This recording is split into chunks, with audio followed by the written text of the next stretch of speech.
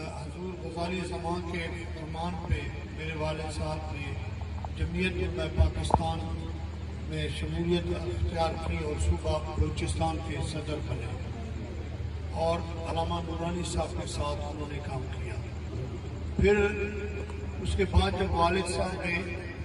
General سیاست چھوڑنے کا اعلان کیا،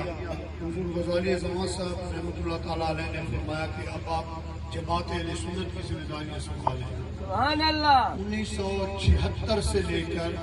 1982 تک میرے والد صاحب جماعت اہل سنت صوبہ بلوچستان کے امیر کے طور پر کام کرتے رہے اور حضور غزالی زمان صاحب رحمۃ اللہ تعالیٰ علیہ اس وقت مرکزی امیر ہوا کرتے تھے، ان کے ساتھ آپ نے بڑا کام کیا، بڑا وقت گزارا۔ تو میرے والد گرامی حضرت سلطان غلام میرا صاحب رحمۃ اللہ تعالیٰ علیہ صوبائی اسمبلی کے ممبر بھی رہے، وہاں کی میونسپل کمیٹی کے چیئرمین بھی رہے، ڈسٹرکٹ کونسل کے بھی وائس چیئرمین اور ممبر بھی رہے۔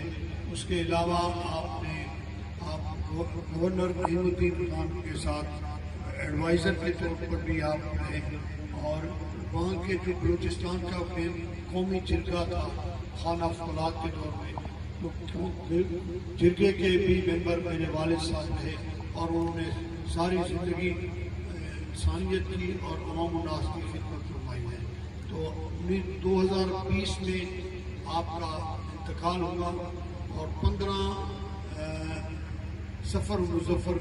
کا دن تھا اور 16 کو آپ کا جنازہ تھا۔ حضور غزالی زمان کے شہزادے جناب سید طاہر سعید کاظمی شاہ صاحب دامت برکات العالیہ جنازے میں شریک ہوئے، اور پھر میرے والد صاحب کے کل خانی میں بھی حضرت قبلہ سید حامد سعید کاظمی شاہ صاحب دامت برکات العالیہ نے خطاب فرمایا۔ پھر آپ کے چیلم پہ بھی آپ اسپیشلی تشریف لائے۔ میں یہ تعارف اس لیے کرا رہا ہوں کہ یہ دنیا کا ریت ہے کہ لجپال پری توڑ دینے جیندی باں پھڑ دے وہ چھوڑ دینے۔ سب سے بڑی بات یہ ہے کہ یہ گھرانہ سادات کا اور لجپال گھرانہ ہے کہ شروع سے لے کر آخر تک انہوں نے ساتھ نبھایا ہے، اور اب تک آپ دیکھیں کہ اس بات میں بھی آپ کو کل میں نے کہا کہ وہ بھی حضرت قبلہ صاحب سے جب رابطہ ہوا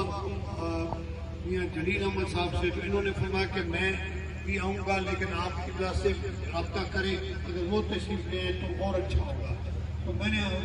بارگاہ میں عرض کیا کہ جناب آپ تشریف لیں گے تو ان کا کمال یہ ہے، ورنہ کسی مولوی سے ٹائم لینا ہو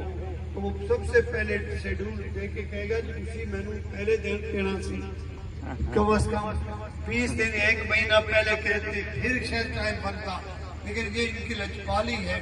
کہ انہوں نے فرمایا کہ پروگرام کہیں اور بھی ہے لیکن میں ضرور تشریف لے آؤں گا، اور وہی آپ نے نبھایا اور ہمارے درمیان تشریف لائے۔ میں آج ان کی آمد سے پہلے ہی آپ کو کچھ چیز بریف کر رہا تھا، وہ یہ تھا کہ اللہ والوں کی یہ سب سے بڑی نشانی ہوتی ہے کہ وفادار ہوتے ہیں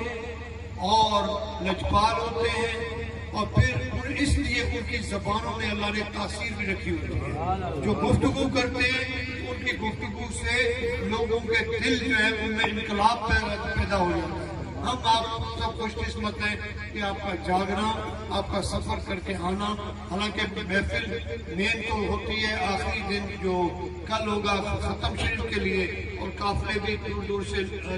آ رہے ہیں، وہ تو کل ختم ہوگا، لیکن آج بھی اس محفل میں آپ کا اتنے ٹائم تک جاگنا، یہ آج کرامت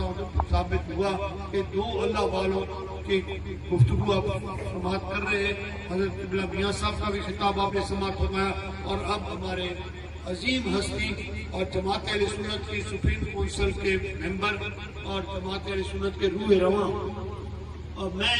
کہہ رہا ہوں کہ میں جب سے جماعت کا صوبائی امیر سے پھر مرکزی ناظم اعلیٰ بنا ہوں، شاید میں اتنا کام نہ کر سکتا۔ آج میں سب کے کام سامنے کہہ رہا ہوں کہ اگر قبلہ سید حامد سعید کاظمی شاہ صاحب میرے ساتھ سپورٹ نہ ہوتے، ان کی سپورٹ، ان کی